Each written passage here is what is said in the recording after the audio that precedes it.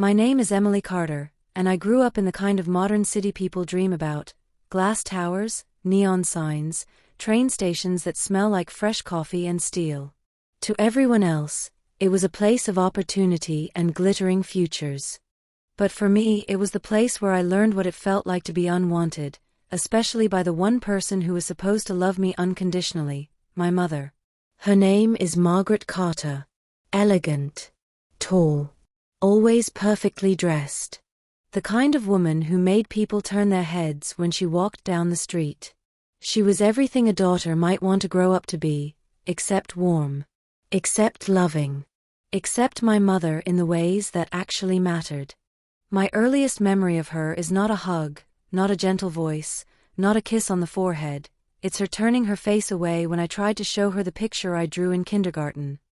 I still remember the sting of that moment, the way her eyes skimmed over me like I was a stain on her perfect life. But this story isn't just about childhood. It's about growing up trying to win love that was never mine to have. It's about the pain of being born to a woman who didn't want a daughter. And it's about the long, slow road toward healing, even when forgiveness feels impossible. Growing up, I always felt like a piece of misplaced furniture, useful at times, tolerated at others, but always in the wrong place. My mother wanted a son. She told me this once, casually, as she trimmed her nails at the dining table. "I really thought you'd be a boy," she said. "It would have been easier." Easier. The word hit me like a slap, but I kept my face still. I was 12 by then, old enough to have mastered the art of hiding what I felt. My father, Daniel Carter, was the soft one, the gentle one, the one who put band-aids on my scraped knees and tucked me in when nightmares woke me. He was the one who'd whisper, "Don't mind her, Em. She has her own ways of showing love." But she didn't. Not to me. My mother loved two things: perfection and praise, and I was neither. She worked as a corporate consultant, always traveling, always surrounded by people who admired her. Her colleagues adored her, her clients trusted her, strangers envied her. But at home, she was cold marble. When I turned 15, she stopped attending school events entirely. Birthdays became silent dinners. Hugs became memories. Conversations became instructions. And "I love you" never existed between us, not even once. I used to wonder what I did wrong, what I could change, what version of Emily she might accept. I tried being quiet. Then I tried being outspoken. I tried good grades, perfect grades, extracurriculars, neat hair, loose hair, polite tone, cheerful tone. Nothing ever worked. Because it wasn't about me. It was about the daughter she never wanted. When I was 17, I won an award for a citywide writing contest. The ceremony was held at the Grand Hall downtown, surrounded by photographers, journalists, and students. Dad came, of course, proud, smiling, clapping until his palms must have hurt. Mom was supposed to come too. She didn't. I remember standing on the stage, holding the certificate, my name printed in gold letters, looking out at the audience. Every winner had their family cheering. Every winner except me. After the ceremony, Dad bought me ice cream and hugged me so tightly I felt protected for a moment. Warm. Loved. But when we got home, Mom was sitting on the couch scrolling through her phone. "How was it?" she asked flatly without looking up. "It was good," I answered. She nodded once. No smile. No congratulations. Not even a glance.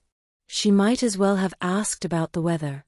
Later that night, I cried into my pillow so quietly I barely made a sound. Because by then I had learned, you can't force someone to love you. Even if they're your mother. Life changed the year I turned 19. Dad died. A sudden heart attack, one of those tragedies that strike without warning, stealing breath, breaking worlds in a single night. We rushed to the hospital, but the holes were cold and the answers were final. My mother didn't cry. I did. I broke into pieces, my chest collapsing under the weight of the one person who had ever loved me fully, unconditionally. But my mother stood on the other side of the room, her arms crossed, eyes dry like he meant nothing. After the funeral, she returned to work the next morning as if it were any ordinary Monday. I stopped trying after that. She had made it clear, there was no space for me in her heart. And now, the one person who had held my world together was gone. There was no reason left to fight for her affection. But people don't always get to choose their wounds. Some wounds choose us. Years passed. I moved into a tiny apartment in downtown Seattle, a place filled with the constant hum of trains and the glow of skyscraper lights. I worked as a content editor for a digital media company, a job that paid the bills but didn't patch the lingering ache in my chest. I rarely saw my mother anymore, maybe once every few months for obligatory dinners where she'd criticize my job, my clothes, my hairstyle, my future. "You could do better," she'd say. "Better than what?" I'd ask. "Better than this," she'd answer, gesturing vaguely at my life like it were a mess she had nothing to do with. I wanted to shout back. "Better than a daughter you never wanted? Better than a life where I raised myself? Better than the silence you gave me instead of love?" But I didn't. I swallowed the words, like I always had. You learn to do that when you grow up with a mother who sees your existence as an inconvenience. The breaking point came on a rainy Tuesday evening. I had been promoted at work, managing editor, a position I fought tooth and nail for. People congratulated me with hugs and flowers and smiles. My co-workers took me out for dinner. I felt proud, genuinely proud, for the first time in years. I called my mother. "Mom, I got promoted," I said, trying not to sound too eager. I don't know why I still hoped. Some habits die hard. Her voice came through cold as glass. "And I thought you'd want to know. What's the promotion about?" I explained the responsibilities, the raise, the opportunity. She paused, then said, "Well, it's still not a high-level career. Don't get too comfortable." And the line went dead. I stared at the phone for a long time, the city lights blurring behind my tears. Something inside me broke, not violently, but quietly, like a thread snapping after being pulled too tight for too long. That was the night I realized. I could spend my whole life trying to earn her love, and she would die without ever giving it to me. And maybe it wasn't my job to fix a mother who didn't want to be one. A month later she called me, not to congratulate me, not to check in, but because she needed something. She had been diagnosed with an early stage of breast cancer. "Don't make a fuss," she said immediately. "It's nothing dramatic. I just need someone to take me to a few appointments." I froze. Part of me wanted to say no. To remind her of the years she had neglected me, the birthdays she missed, the rejection she never hid. To tell her that she didn't deserve my care. But I couldn't. Because even after everything, she was still my mother. So I went. I sat beside her in waiting rooms. I drove her home after chemotherapy sessions. I cooked meals she barely ate. I helped her walk when her legs grew weak. She rarely thanked me. Most days she said nothing at all. But she let me help her. And I wondered, sometimes late at night, whether that was her version of love, the only version she knew how to give. Maybe she had been broken long before I was born. Maybe I was living inside wounds that weren't mine to carry. One evening, after a particularly rough chemo session, I found her sitting on the couch in her dim living room, staring at nothing. She looked smaller than I remembered. Fragile. "Mom, do you need anything?" I asked softly. She didn't answer at first. Then she whispered, "You remind me of him." I froze. She had never talked about my father after his death. "He loved you so much," she said quietly. "Sometimes. I couldn't compete with that." "Compete?" I frowned. "Compete with what?" "With how easily he loved you," she murmured. "He knew how to be soft. I never did." Her voice cracked on the last word. It was the closest thing to vulnerability I had ever seen in her. The ice had cracked, not melted, not shattered, but cracked just enough to show that beneath the cold surface, there was something human. I didn't know what to say. I didn't forgive her, not then, not instantly, but for the first time, I saw her not as the villain of my story, but as a broken woman struggling to love in a world that had never taught her how. And I wondered if maybe the mother I needed and the mother she could be were two different people.